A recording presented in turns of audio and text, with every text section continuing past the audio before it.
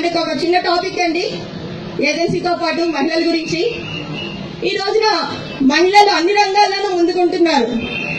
అన్ని రంగాల్లో అంటే ఆర్మీ కావచ్చు, నేవీ కావచ్చు, అంతరిక్షంలోకి కూడా వెళ్తున్నారు. అలాగే ఎవరెస్ట్ శిఖరమైనా సరే అధిరోహించడానికి ఏమాత్రం జంకు చూపడం లేదు. కానీ అతి ముఖ్యమైనటువంటి రంగం రాజకీయ రంగంలో మాత్రం వెనుకబడే ఉంటున్నారు. ఇది నిజంగా మనందరం కూడా ఒకసారి పునరాలోచించుకోవాల్సినటువంటి విషయం. దీనికి గవర్నమెంట్ అంటే మన చట్టాలు రూపొందించారు. రాజకీయ రంగంలో కూడా మహిళా సాధికారతను కల్పించే దిశగా మహిళా రిజర్వేషన్ బిల్లుని ప్రవేశపెట్టారు. చట్టాలు రూపొందించారు, కానీ ఇంతవరకు కూడా వాటిని అమలు పరచలేదు. 2 దశాబ్దాలు గడిచింది, ఇప్పటి వరకు కూడా మహిళా బిల్లు అమలు పరచలేదు. అలాగే స్థానిక సంస్థల్లో రిజర్వేషన్స్ కల్పించారు మహిళలకి. అక్కడ కల్పించిన తర్వాత ఏమైందంటే అండి, ఒక గ్రామ సర్పంచ్ లేకపోతే ఒక పంచాయతీ ప్రెసిడెంట్ మహిళగానే ఉంటుంది. కానీ ఆ మహిళ వెనకాల పరిపాలన చేసేదంతా ఆమె భర్త, ఆమె బంధుగడము. అంటే మహిళ అక్కడ రబ్బర్ బొమ్మే. మహిళా రిజర్వేషన్ పేరు చెప్పి మహిళ అక్కడ రబ్బర్ బొమ్మగానే ఉంటుంది, కానీ వెనకాల పరిపాలన అంతా సాగించేది వారి కుటుంబ సభ్యులు. అంటే అక్కడ కూడా రిజర్వేషన్ పేరులో కూడా వారసత్వమే, అంటే వారసత్వ రాజకీయాలే జరుగుతూ ఉంది.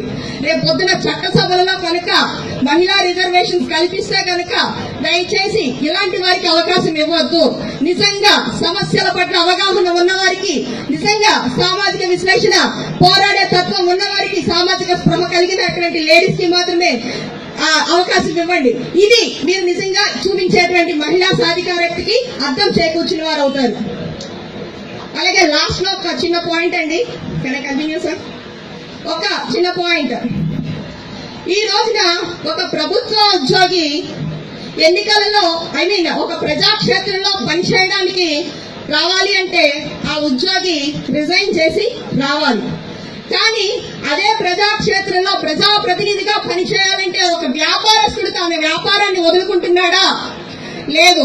ఒక సినిమా యాక్టర్ తన సినిమాలు వదులుకోవట్లేదు. ఒక టీవీ షోస్ చేస్తున్న నటీమణులు వాళ్ళ షోస్ వదులుకోవట్లేదు. నిజంగా వాళ్ళకి గవర్నమెంట్ ప్రతి నెల కూడా జీతం కల్పిస్తుంది శాసనసభ్యులందరికీ కూడా. అలాగే medical allowance, telephone bill, house rent అన్ని పే చేస్తుంది. ఇలా ఒక జీతం తీసుకుంటూ ఒక ప్రజాప్రతినిధిగా ఎన్నికైనటువంటి మనం ఏం చేస్తున్నాం? ఆ నియోజకవర్గం సమస్యలను చూసుకోకుండా బిజినెస్ లో అవన్నీ చూసుకుంటున్నాం.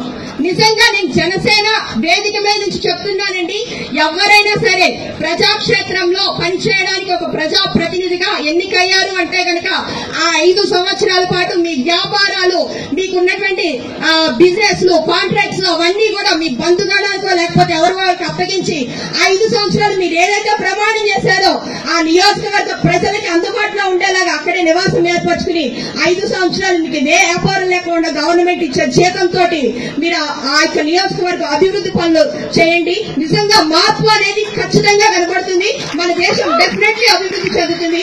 పవన్ కళ్యాణ్ గారు ఏదైతే అనుకుంటున్నారో మార్పు కావాలని, అది ఖచ్చితమైన మార్పు డెఫినెట్ గా కనబడుతుంది. లాస్ట్ నోట్, పవన్ కళ్యాణ్ గారు 3వ విభావ దినోత్సవ వేడుకలో చెప్పారు.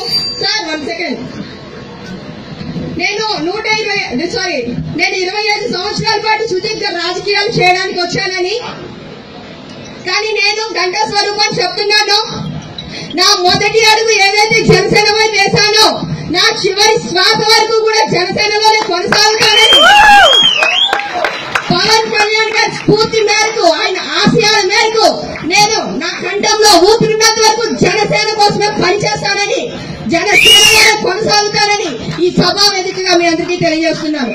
Thank you very much.